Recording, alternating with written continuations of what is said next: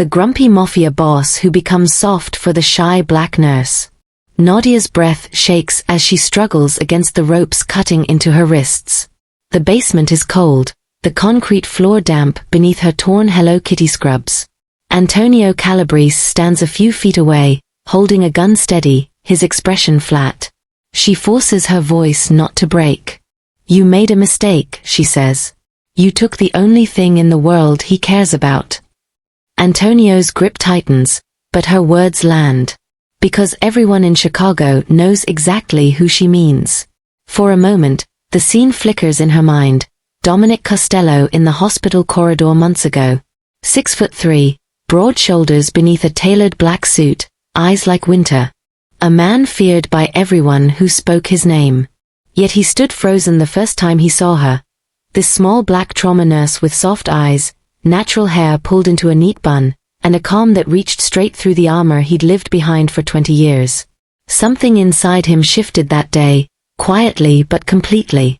This is the story of how Chicago's coldest crime lord fell deeply, fiercely in love with a quiet healer from the South Side, and how that love pushed him towards something almost human. Tell us where you're watching from in the comments below, and subscribe for more powerful stories. Tomorrow's episode is one you won't want to miss. Let's begin.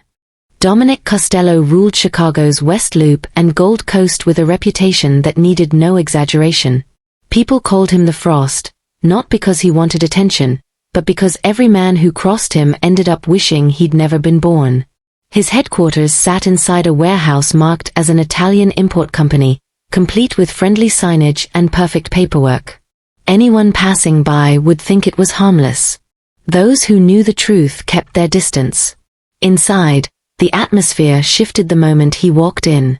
Meetings stopped, men straightened, and silence replaced whatever conversations they'd been having. Dominic favored order. He demanded precision. No excuses, no mistakes, no unnecessary words. He arrived each morning in a bulletproof Bentley, wearing custom suits that fit his broad shoulders as if stitched directly onto his frame. His schedule stayed full: financial negotiations, protection agreements, strategic removals of rivals, and conversations where grown men shook while trying not to show it. Despite all the activity surrounding him, his life felt hollow. His penthouse overlooking Lincoln Park held almost no personal belongings. No photos, no warmth, only glass, concrete, and a bed that looked unused. For 20 years, he'd lived by a simple rule: attachment destroys focus, and focus is the only thing that keeps you alive. He had survived assassination attempts, betrayals, federal raids, and the quiet envy of every rival family. The FBI created a task force dedicated to bringing him down, yet every investigation collapsed before it gained momentum. Nothing stuck. No witness stayed brave. No evidence stayed clean. Dominic remained untouchable, a fact that irritated every agency assigned to him. He didn't care. They weren't his problem. Survival was. Across the city, Nadia Bennett lived a life so far removed from his that they might as well have occupied different planets. Her world centered on a brick bungalow in Bronzeville, the home her grandmother had purchased back in 1968. The house smelled faintly of shea butter, old books, and the Sunday dinners that always ended with someone laughing hard enough to wipe their eyes. Nadia moved quietly through the world. She worked in Northwestern Memorial Hospital's trauma unit near Streeterville, where patients arrived in waves and adrenaline never rested. She wore pressed scrubs every shift, her natural hair pulled into neat buns that made her look younger than her 26 years. She carried romance novels in her bag, reading during lunch breaks when she wasn't too exhausted to lift her arms. Most days, she ate alone, not out of sadness, but because she never wanted to be in anyone's way. Her voice was soft enough that colleagues often leaned forward to hear her. She apologized more than she should, even when she hadn't done anything wrong. She went to Olivet Baptist on East 31st every Sunday and spent most evenings helping her grandmother and younger sister with dinner, laundry, or whatever else needed doing. Nadia believed in keeping her life steady, careful, safe. Her last relationship had ended with the words, "You're too quiet. Too boring." She accepted the breakup without argument, retreating further into her shell. The only thing rough in her life had been the loss of her brother when she was 15. That grief pushed her toward a career in healing, determined to bring comfort wherever she could. One freezing February night changed everything. A chain reaction crash exploded across the Kennedy Expressway near the Ohio Street exit. Black ice, freezing rain, jackknifed trucks, and cars twisted beyond recognition. Northwestern Memorial's ER transformed into controlled chaos. Sirens layered over each other without pause. Ambulances rolled in back-to-back. Nurses shouted vitals, doctors called for more trauma carts, and the sharp scent of blood mixed with disinfectant until it felt like the very air had weight. By 2:47 a.m., the ER was overflowing. That was the moment Dominic Costello arrived. His driver had died on impact. Dominic had dragged himself from the wreckage despite an 8-inch gash across his ribs, a fractured wrist, and a pounding headache that suggested a concussion. 3 of his men followed him inside, scanning every corner of the room, their tension raising alarms for hospital security.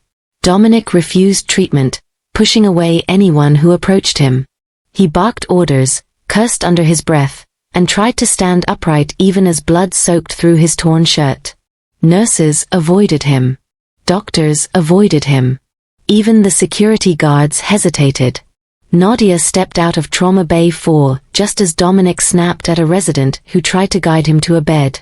She saw the blood dripping down his side. She saw the way he held his wrist at an unnatural angle. She saw the frustration, the fury, and the exhaustion twisting his posture. Her instincts took over. Without thinking, she walked past his men. Past security. Past the chaos. She stopped directly in front of him, her small frame dwarfed by his presence. "Sir," she said quietly, "you're bleeding on our floor, and housekeeping just mopped. Please sit down so I can look at your injuries." The entire ER froze. Dominic stared at her, his eyes sharp and cold. He wasn't used to anyone speaking to him like that. Calm, steady, unshaken. She smelled faintly of cocoa butter. Her hands didn't tremble. Her breathing didn't quicken. She met his gaze with a softness that didn't feel timid at all. He sat. Not because he had to. Not because he wanted to. Because something about her voice left no room for resistance. For the next 90 minutes, she worked on him with quiet precision. 42 sutures. Careful pressure on his ribs. A temporary splint for his wrist. She didn't comment on the bullet scars lining his torso or the knife wounds that told a lifetime of stories. She didn't pry or judge. She hummed under her breath, soft gospel tunes her grandmother loved. "You're not afraid of me," he said at one point. "Should I be?" She replied. He couldn't answer. A hairline crack formed inside him. Something he thought long dead stirred. She finished bandaging his side, her movements gentle but firm. Their worlds had collided, and neither of them realized how deeply the impact would reshape everything that followed. Dominic showed up the first Thursday night without warning, dressed in his usual charcoal suit, the collar slightly open like he'd left a meeting mid-sentence. He held a cup of intelligentsia coffee, cream, 2 sugars. Nadia blinked at it because she had never told him how she liked it. She hadn't told anyone at work. She took the cup anyway, more out of instinct than trust. He didn't linger long, only watched her take the first sip before nodding once and stepping aside so she could return to her shift. By the next Thursday, she knew it wasn't coincidence. He appeared again, same time, same corner of the corridor, this time with the coffee and a small bag of Garrett popcorn, the Chicago mix she occasionally bought from a cart near the station. Her stomach tightened. Not fear exactly, but a realization. He was learning her life. Not asking her questions, watching. It should have rattled her more than it did. Week 3, he approached with the coffee and a neatly folded Burberry scarf. "You were cold last night," he said simply. She remembered shivering after getting off the L, rubbing her arms to keep warm. No one else would have noticed. Somehow he had. The gifts escalated in ways that slipped under her defenses. A first-edition romance novel from a rare books dealer on North Wells Street, softly wrapped in tissue paper. Cocoa butter lotions that matched the exact brand she used at home. An engraved stethoscope after hers cracked during a frantic trauma case. He always handed his gifts over quietly, offering no explanations, no requests, no expectations. He never touched her. Never crowded her. He just appeared like clockwork, leaving tokens of attention so precise they left her breathless and unsteady. A man like him should have terrified her. Instead, he was becoming a presence she noticed long after he left, an invisible weight she couldn't shake. Her co-workers noticed before she admitted anything to herself. Girl, who is that man in the suit? Why does he walk like he owns the building? Is he your boyfriend or your bodyguard? Nadia could only shake her head, cheeks warming. How was she supposed to explain Dominic Costello when she barely understood him? When she barely understood the pull she felt whenever he appeared. Calm, composed, carrying the smallest details of her life in his hands like they mattered. She wasn't naive. She knew he was dangerous. The kind of dangerous that moved silently, made decisions in shadows, and never asked permission. She knew he was having her watched. The pattern was too exact. She should have been alarmed. She should have run. But she'd spent most of her life feeling invisible. Quiet girl, soft-spoken nurse, the one people forgot in group photos and conversations. All her kindness went outward, and rarely did anything come back to her. Yet here was this powerful man seeing things she didn't even voice. Noticing the chill in her fingers. Noticing the crack in her stethoscope. Noticing her. The attention was unnerving and intoxicating. For 3 weeks he asked her to dinner. Always in the same calm tone, always at the end of their brief exchanges. Dinner? No. All right. He never pushed. Never looked irritated. It was a patient siege. Quiet, steady, respectful in a way that confused her because men with his reputation weren't known for patience. Week 4 changed everything. He held out her usual coffee but didn't offer popcorn or gifts. Have coffee with me then. Here. In the cafeteria. Public place. Bright lights. You can leave whenever you want. The offer was so simple, so safe, that her yes slipped out before she had time to stop it. She wasn't sure who was more surprised, him or herself. Their cafeteria coffee dates became a strange ritual. 3 a.m., the hour when even the city seemed tired. The vending machines hummed, the ceiling lights flickered in that unreliable hospital way, and the stale smell of reheated food drifted across the room. It wasn't romantic by any normal standard, yet it became theirs. Nadia talked more at that harsh hour than she ever did during daylight. She spoke about the teenager who survived a shooting and kept whispering he wanted to go home. About the elderly man who faded twice and came back fighting. About treating a drunk driver with the same steady hand she used on his victims. Everyone deserves the chance to heal, she said softly. Even when they've made terrible choices. Dominic listened with a focus she'd never seen on anyone's face, not even supervisors during training. He asked questions, not out of duty, but out of genuine curiosity. He watched her like she was handing him pieces of a life he'd never known was possible. He didn't speak about business. Not once. But he shared things few people ever heard. Mornings in his penthouse watching the lake turn from ink to silver, his quiet fascination with architecture, learning to read blueprints because his father told him knowledge was the only shield a man could rely on. He admitted he visited the Art Institute alone, always before crowds, always lingering in the same galleries. Nadia found herself leaning in without meaning to. Their worlds shouldn't have crossed, yet they sat together night after night, two people from opposite sides of Chicago finding common ground over watery coffee and quiet conversation. The strangest part? He never touched her. Not even a brush of fingers. It was as if he was afraid one wrong move would break whatever fragile thing was forming between them. For the first time, Dominic Costello, Chicago's coldest man, looked less like a threat and more like someone learning how to exist outside armor. Their first official date happened in a way Nadia would later replay over and over. Not because it was glamorous, but because it felt impossible. After service at Olivet Baptist, she walked out into the parking lot expecting the usual Sunday breeze rolling off Lake Michigan. Instead, a black Bentley sat waiting, gleaming under the afternoon sun. Dominic stepped out wearing a charcoal suit, looking wildly out of place among families in denim jackets and church dresses. Her grandmother whispered, "Lord, who is that?" Nadia pretended not to hear. He didn't pressure her. He simply opened the passenger door and said, "I'd like to spend the afternoon with you. If you're comfortable."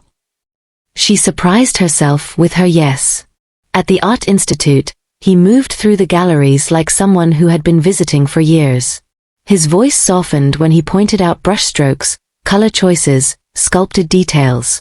He spoke about artists the way some people spoke about loved ones, carefully, respectfully. She followed him through rooms filled with oil, marble, and glass, each step pulling her closer into his quiet world. They stopped before Nighthawks, the lonely diner scene washed in green and red. Dominic stared at it for so long she finally glanced at him instead of the painting. "That's how I've lived," he murmured. "On the outside. Watching life through a barrier." She touched his knuckles, lightly at first, then with purpose. "You're not outside right now." He turned to her like he wasn't sure she meant it. In the bright white gallery, surrounded by abstract canvases, he kissed her. Careful at first, giving her space to pull away, then deeper, yet still controlled, as if he feared overwhelming her. One of his hands cupped her jaw with a tenderness no one would have believed if they saw him in the streets. It wasn't the kiss of a crime lord. It was the kiss of a man stunned that someone finally chose him. Dominic settled into a rhythm that felt foreign to him. 3 months of careful compartmentalization, keeping Nadia shielded from the harsh realities of his empire. Weekdays blurred between quiet restaurants tucked away from Gold Coast attention and early morning drives to Bronzeville, where he watched her move through her small kitchen. He lingered in the corner, arms folded, not to intrude but to learn. The way she stirred the soup, measured spices without looking, hummed softly to herself. These mundane moments became a lifeline he never anticipated needing. He smiled more than he had in decades. A simple grin at her observation about hospital routines or her critique of cafeteria food. He laughed quietly when she rolled her eyes at paperwork delays, shaking his head like he was rediscovering a part of himself long buried. At night, he would hold her while she slept, feeling the steady rise and fall of her chest, wondering how someone exposed to so much suffering could remain this gentle. Each day, each quiet hour together, made him aware of a capacity for tenderness he had almost forgotten existed. With Nadia, danger and violence were on the periphery, a world he could touch only in memory. She reminded him that small, ordinary life could still hold meaning, even for a man like him. Even as he softened at home, Dominic could not erase the old instincts entirely. His organization noticed. DeMarco's concern was cautious, careful. "Boss, you've been distracted lately." Dominic's eyes narrowed, jaw tight. His response was measured, cold, but the subtle hesitation at the thought of harming civilians or destroying property with residents above did not go unnoticed. "Find another way," he said. "No civilians." The words carried weight, and those who knew him best understood. They marked a departure. The rival families sensed it too. The Calabreses, longtime adversaries, probed his operations, testing boundaries. For 15 years they had measured strength and weakness in a single glance. Now, whispers of vulnerability moved through their ranks. They thought a crack might appear in the armor of the Frost, a chance to regain ground in Little Italy, Chinatown. Dominic noticed the probing, adjusted quietly, carefully, always one step ahead, but the tension was undeniable. Change in him was real, but not naive. He knew the stakes and understood the danger of allowing his heart to interfere with judgment. The line between tenderness and vulnerability was narrower than he liked, and one misstep could cost more than he was willing to lose. Meanwhile, Nadia clung to her routines. She accepted the cautious separation between her life and Dominic's world, preferring the ordinary comfort over questions that might unravel what she valued most. She told herself his darkness was separate from the man who quietly brought her joy. Nadia chose not to probe. She understood in her own quiet way that Dominic's work carried consequences she could not manage. She did not ask about deals, disputes, or the people whose lives hung in the balance of his decisions. He did not volunteer details, respecting the unspoken agreement between them. Their worlds existed side by side, close enough to feel warmth, distant enough to avoid pain. She focused on the moments that mattered, the way he lingered in her kitchen, hands steady as he helped chop vegetables, the rare laugh he allowed himself when she teased him about hospital bureaucracy, the comfort of his arms around her at night. These were ordinary fragments, yet they contained a life she had never expected to touch. The warning signs were subtle. Servers stiffened as he entered a restaurant. Valets rushed to his vehicle. Respect edged into fear in the glances of strangers. Nadia noticed but minimized them, unwilling to confront the implications. Once, a patient, barely conscious, whispered thanks meant for Dominic. She did not acknowledge it aloud. Her sister's quiet question, "Do you really know who he is?" she sidestepped with practiced calm. Loving him required that she look past certain realities, choose to see the man who made her laugh, who held her through tears, who remembered every small preference she had. Accepting him fully meant acknowledging that love demanded compromise, and that the cost might always exist beyond her view. In these months, the delicate balance between devotion and danger defined their lives, and both knew it. Change was present, but it came at the edge of every decision. Late September carried the sharp chill of approaching fall. Nadia left Northwestern Memorial after her shift, her bag slung over one shoulder, mind replaying the night's trauma cases. The streets of Chicago were slick from an earlier rain, reflections of streetlights pooling on asphalt. She moved toward the L train station, steps quick and deliberate, unaware of the black SUV slowing behind her. Hands grabbed her before she could react, a cloth pressed over her mouth, and the world went black. When she awoke, she was in a dim basement, wrists bruised and tied, the remnants of her Hello Kitty scrubs torn. Two men stood near her, armed and silent, expressions flat and trained. One held a gun, the other a knife. Nadia's breath caught, fear knotting in her chest, but she forced her voice steady. "You've made a mistake. You took the only thing in the world he cares about." Antonio Calabrese descended the stairs slowly, silver hair catching the low light. His presence carried authority, each measured step a warning. "Dominic Costello has caused problems," Antonio said, voice low and precise. "Refusing deals, showing mercy. You are leverage now. He will come because of you." Nadia's pulse raced. She fought the instinct to panic. She understood why he was here, and in that comprehension, her resolve hardened. She dialed, fingers trembling. Dominic answered immediately. "Nadia? You were supposed to be home." Her whisper broke against the cloth. "Dom, Antonio snatched the phone, disconnecting. Silence filled the room, only her rapid breaths audible. She met Antonio's eyes, determination replacing terror. "He won't come alone. And when he gets here, you'll regret this.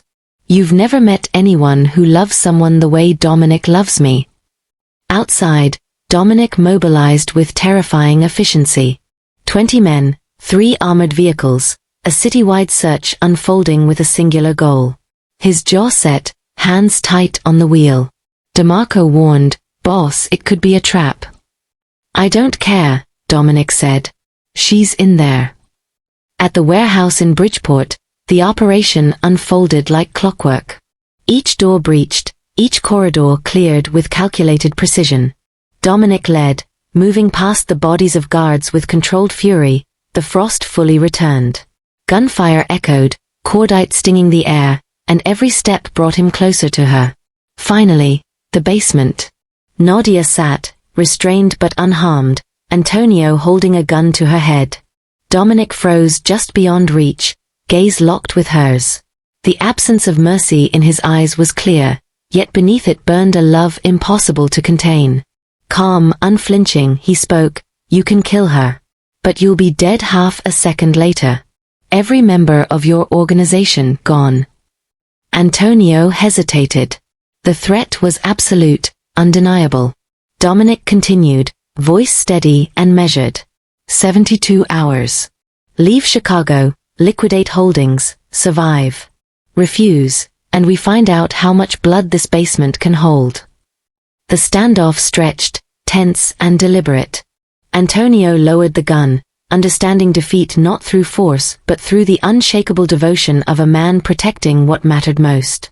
Dominic cut Nadia free, hands trembling as he checked her for injuries. Bruised wrists told him of the struggle endured. He carried her through the chaos of the warehouse, past bodies and evidence of violence, to the safety of his car. The city passed in blur of lights as they returned to his penthouse. In the bathroom, he gently washed her, inspecting each mark, jaw clenched. "I'm sorry. I should have kept you safe. I should have."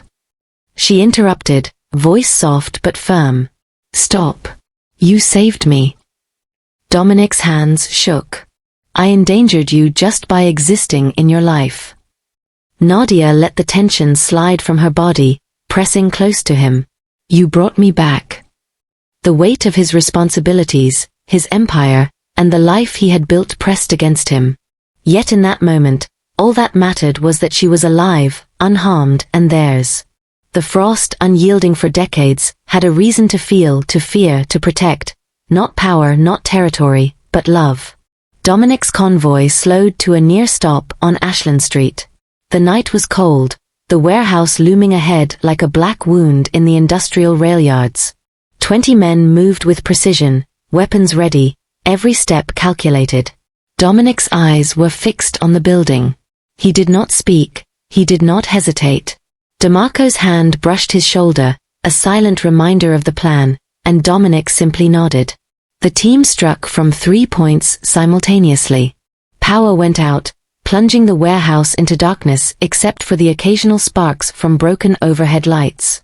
Dominic moved first, his black suit absorbing shadows, his presence like a force pulling the air around him taut. The first guard dropped before he could react, a single bullet through the temple. DeMarco's shotgun barked behind him, eliminating the second threat. Rooms cleared in rapid succession, bodies falling without hesitation. The echo of gunfire mixed with the metallic scent of blood and cordite. Every movement was deliberate, every decision absolute. In the basement, Nadia sat in the chair, wrists bruised, the fabric of her scrubs torn. Antonio Calabrese held a gun to her temple, his face calm, confident in his leverage. "One more step and she dies," he said. Dominic stopped at the bottom of the stairs, hands slightly raised, gun lowered but ready. His gaze locked on Nadia, and she saw both the man she had come to care for and the force capable of obliterating everything in his path. The air was tense, almost frozen, with a quiet danger that neither flinched from. Dominic's voice was calm, but it carried weight beyond words. "You could kill her," he said. "You could. But you won't survive the aftermath. Every member of your organization, every relative connected to your name gone. I will erase the Calabreses from this city's memory." Antonio's grip on the trigger faltered. He shifted, uncertainty creeping into his posture. Dominic extended an offer, measured and unyielding. 72 hours to liquidate holdings and leave Chicago. "You live your family lives, you simply disappear," he said. Antonio's eyes narrowed. "And if I refuse?" The answer was simple, brutal. "Then we all find out exactly how much blood this basement can hold." Time hung heavy, stretched thin between threat and promise. For a moment, only the sound of breathing filled the space, mingled with the distant clatter of Dominic's team securing the building. Antonio's face tightened with realization. He lowered the gun slowly, reluctantly. The Calabreses were here first. "This city." "Doesn't matter," Dominic interrupted, his gaze cutting sharp through the dim light. "She matters. Nothing else matters." The older man released Nadia, stepping back with a mix of anger and fear. His world had shifted, not because he had been overpowered, but because he could not comprehend the depth of Dominic's devotion. He left, knowing the lines of power had changed in ways he could not reverse. Dominic approached Nadia, his movements slower now, deliberate, almost gentle. He knelt, cutting the restraints, hands shaking slightly. The first tremor of vulnerability she had ever seen from him. "I'm sorry," he whispered, voice thick with an emotion he seldom allowed. "I should have kept you safe. I should have." She reached out, stopping him. "Stop.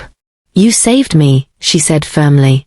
Her voice was steady, despite the lingering fear.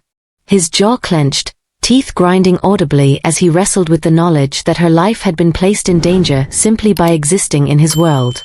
He lifted her from the chair, carrying her through the warehouse, past the bodies, through the dim hallways, and into the cold night air.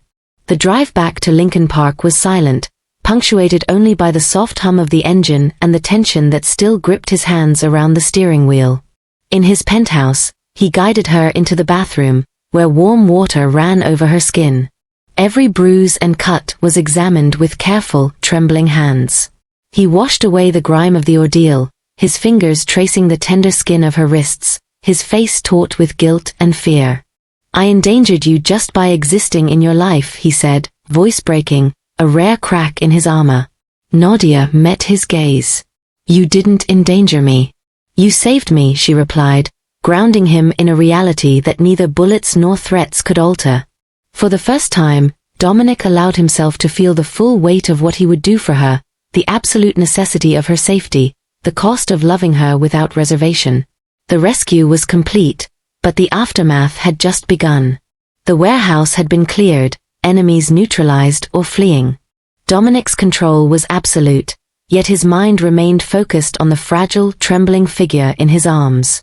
That night marked not only a victory over the Calabreses but the beginning of a reckoning, a moment where the life he had constructed around fear and discipline collided with the one he could not protect through strength alone. Nadia's presence had become both his purpose and his vulnerability. In the quiet of the penthouse, the city's lights reflecting off the lake, Dominic held her close, silently promising that nothing, no rival, no gun, no threat, would ever hurt her again if he could prevent it. And in that moment, the man known as the Frost allowed himself to be human, if only for a heartbeat, if only for her. Nadia pulled back slightly, her gaze steady on Dominic. The man who had always been controlled, precise, and unflinching now looked fragile, broken by the thought that she had been harmed. His jaw tightened, eyes glimmering with a vulnerability he never allowed anyone to see. "Dominic. I knew what you were," she said softly, her voice firm yet gentle. "Maybe not every detail, but I knew. And I chose you anyway." His face contorted, disbelief mixing with something raw and exposed. "Why? Why would you choose this? Choose me?"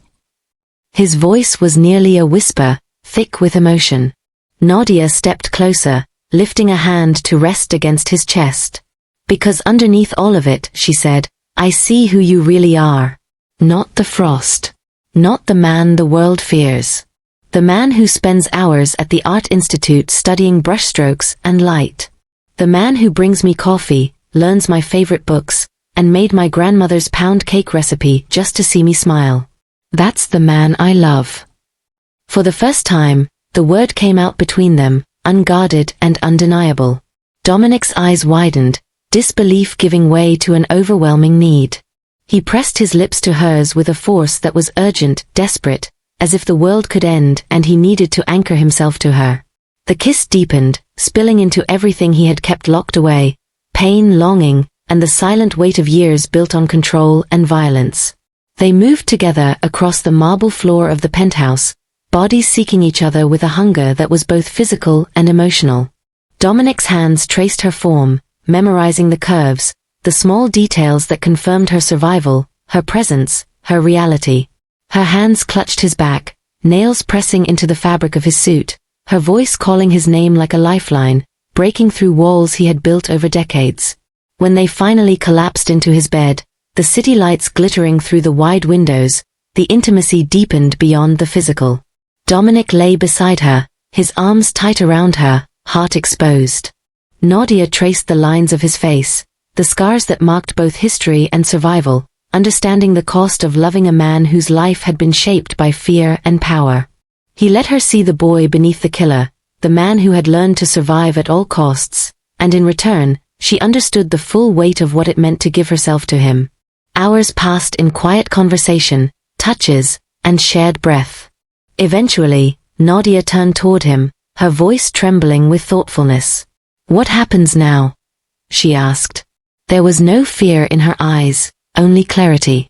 Everything had changed.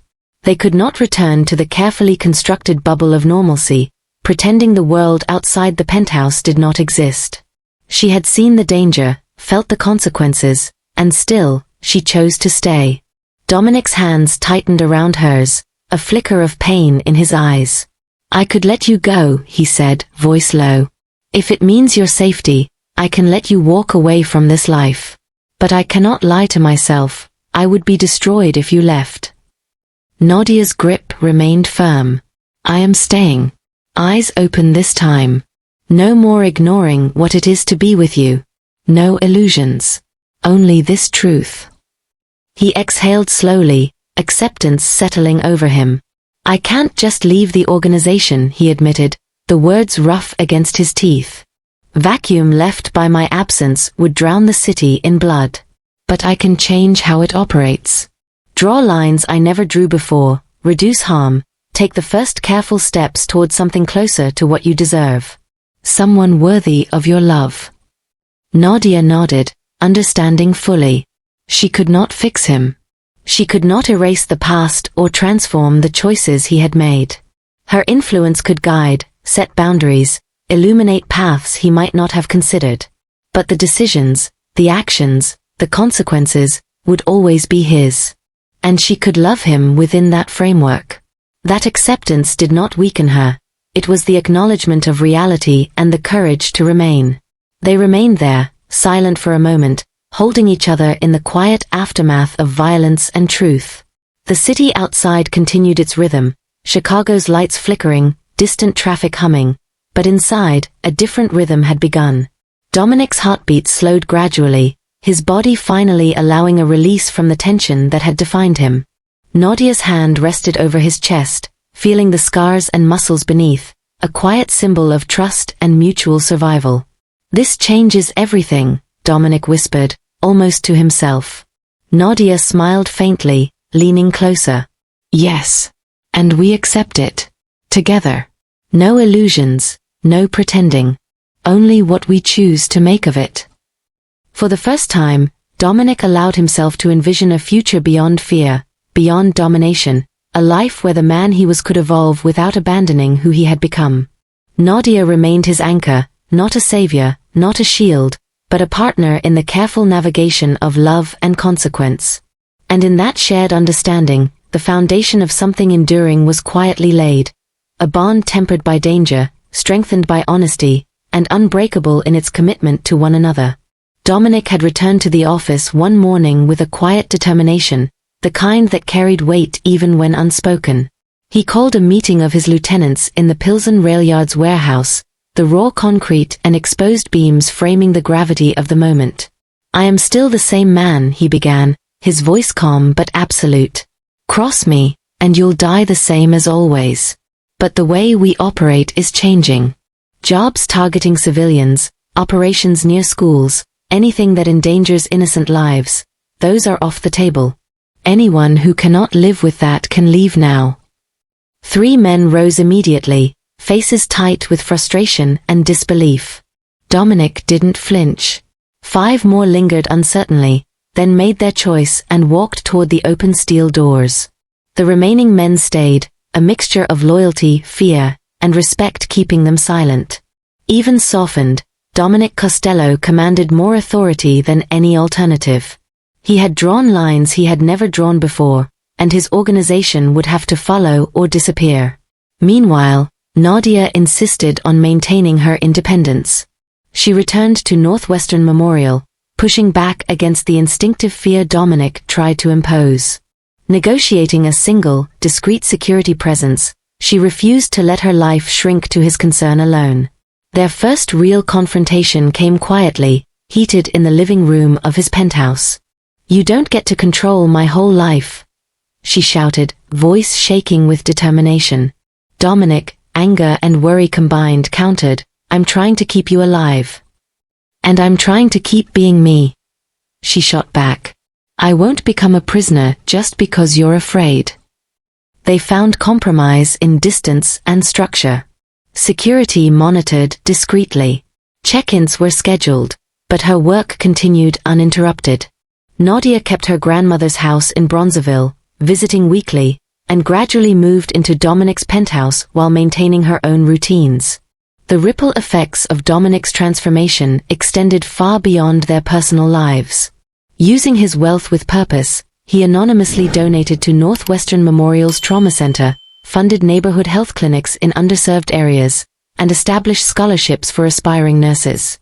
Nadia often teased him, "You're not going to buy your way into heaven." "I know," he admitted, quiet and self-aware. "But maybe I can do less harm. Maybe that's enough." He even began attending therapy, guided by a psychologist specializing in trauma. Nadia held him through nightmares, listening to him describe the violence he had witnessed, the decisions he had made, the shadow his father had left over him. Slowly, he learned to speak aloud the memories he had buried under decades of control.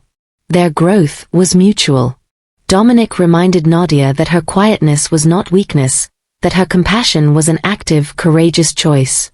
He encouraged her to pursue the nurse practitioner program she had postponed for years.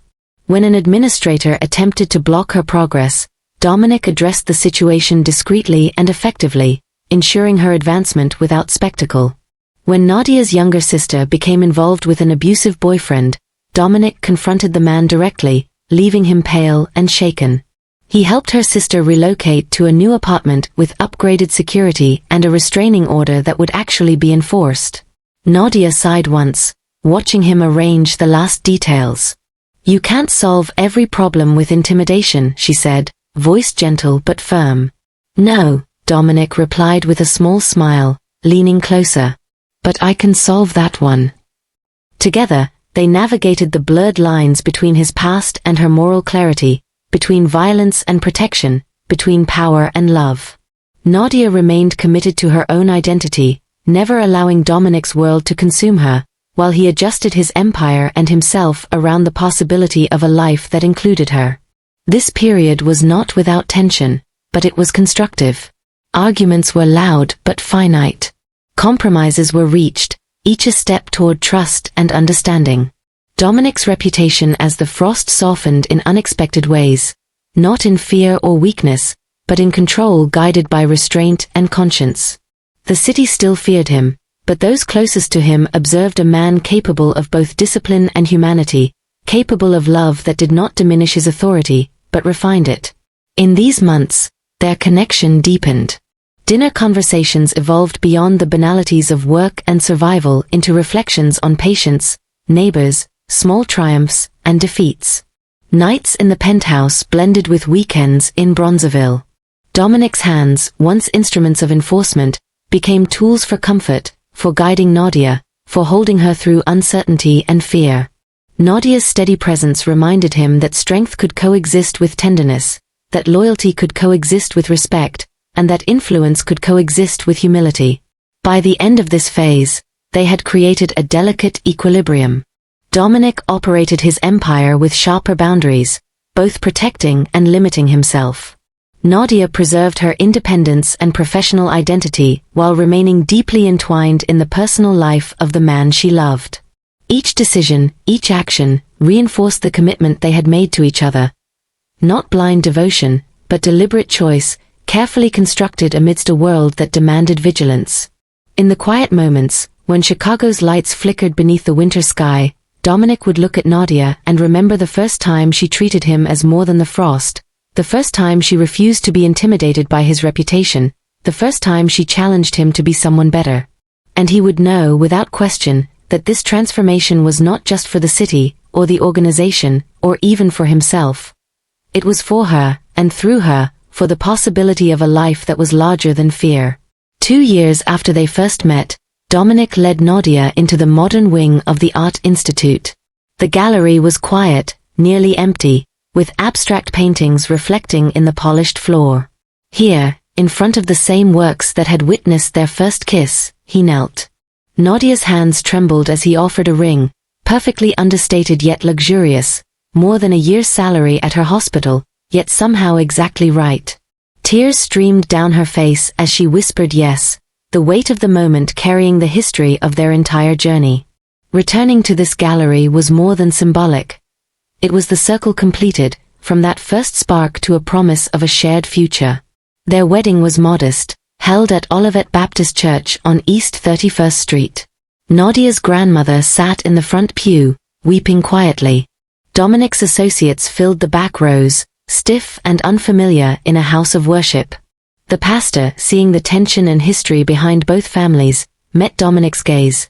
"Do you promise to love her, honor her, and walk in righteousness?" Dominic's voice was steady, honest. "I promise to love her and honor her. Righteousness is going to take more work." The pastor nodded knowingly. "Then work on it every day." Redemption, he reminded them, was a process, not an instant transformation. Life after the wedding blended ordinary and extraordinary.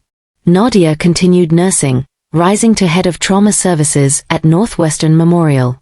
She maintained discretion regarding Dominic, but word spread regardless. Some colleagues treated her with caution or judgment. Others observed her skill and dedication, seeing only her.